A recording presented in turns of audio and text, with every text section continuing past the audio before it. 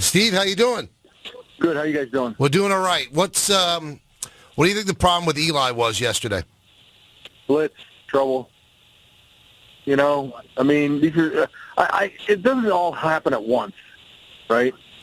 And getting a handle on and protection. I mean, it's all, to me, it's an ongoing, process. I'm not panicked about it. Oh, so you think this would be just a blip on the radar screen, not that they've been exposed for being a lousy football team? They're not. I mean, they wouldn't have gone. They're the most active team in free agency in an era when you don't do that anymore.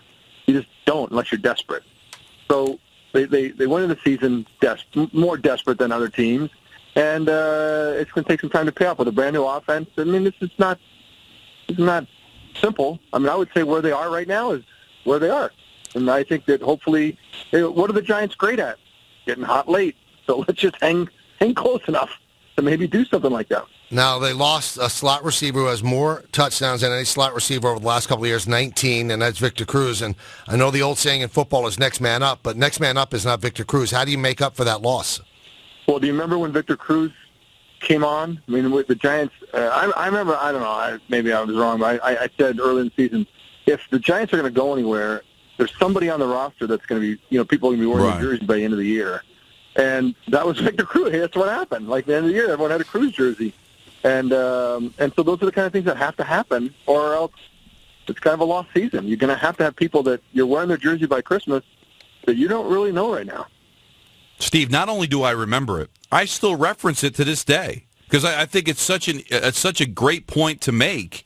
Because that's what makes teams special. I mean, everybody's pretty much somewhat in the same boat. There's some elite, and there's some really lousy. But everybody's kind of a mishmash, and if somebody can find someone out of the ordinary to emerge, that can make an average team special.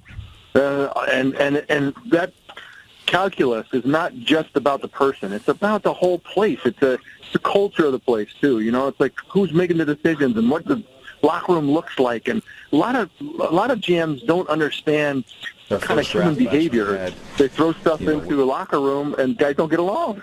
They got great talent, but it doesn't work. So it's just, you're right. And I think that's why the Giants have won 2 Super Bowls in the last few years, because of that culture. Think the Cowboys are for real? They sure look like it. I hate to get on that bandwagon. I've been burned so many times, and they always underachieve to the talent.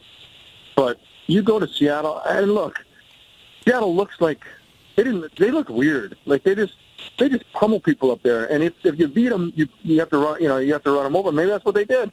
Maybe that offensive line has come out of nowhere and is as good as anyone in the league. And if that's true, that's why the 49ers got really good really fast. That's why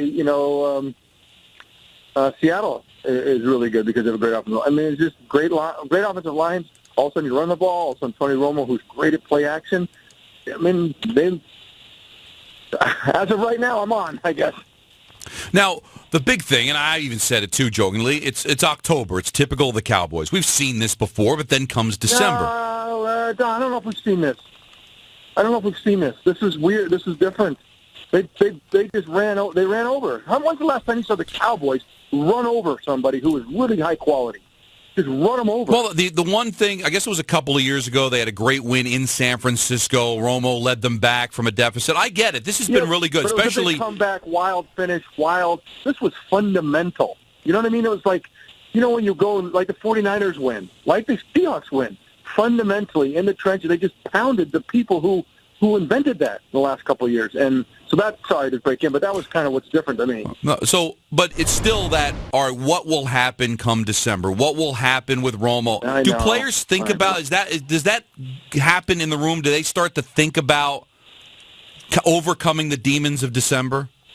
Some guys live in they play well because they're in their head. And baseball players can't be that way. I got to believe that. Because you got so many games, you get in them slump. You can't be in your head. You got to be able to they just don't think. But a lot of quarterbacks are in. They're those kind of guys, and so that stuff sticks with them. And to knock down those hurdles over time, those hurdles. As Tony has coming from a place where people are not going to want to give him much because they're going to always hold him back for.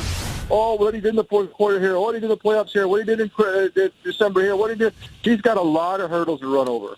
And so he just got to take them one at a time. But does he think about them? Does he know about them? Do they come up in conversation?